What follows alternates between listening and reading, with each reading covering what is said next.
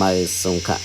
อันนี้เป็นหกคำในวันนี้หกคำแมงเมาก็วินขึ้นวินขึ้นวินขึ้นโดยกว่าจะนี่ก็โอ้ในเป็นเขาอันนั้นเขาแมงเมาออกเดี๋ยวเอาเลยนำโดยมีเปลี่ยนปากเป็นล่านั่นนะเหมือนเปิ้นว่านั่นน่ะแต่ที่มาเปลี่ยนก้นหนึ่งก็เนี่ยมันหยาบกระหือเนี่ยเอามาตัวหมดอันนั้นเนี่ยมีเปลี่ยนลายปากลายแชนดำหูเนื้อปึงเนี่ยตึกเปลี่ยนคู่เดียวเลยก่อนพอมาตัวในกำพาเนี่ยมันดินนำกันก่อนนั้นเนี่ยมาเป็นก้นหนึ่งก้อนในหยาบเนี่ยเอาเมียงเมาเอาเมียงเมาจะในเอามาไปตัวโปกลางขมาดีเวินซึ่งหือเนี่ยเอามาตัวข้าวจำมันเป็นเมียงเมาลายอันเรานำบานนำบินออกก็ไม่เอามาตัวปกลางคำตีออกซึ่งหือเนี่ย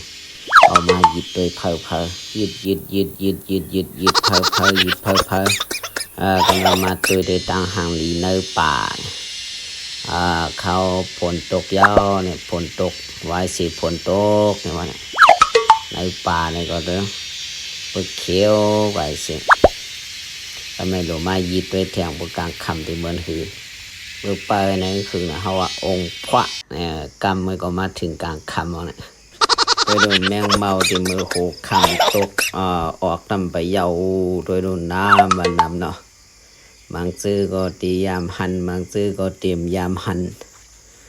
ว่ากินในนอนเนี่ยเตรียมหันเนาะตรงนี้เนาะก็มันกลุ่มกินในนอนไงเด้อเพราะว่าใกล้หลีป่าจะในเด็กใกล้หันอะไรนะน้ำมันนำเอามาหยิบตัวเนาะ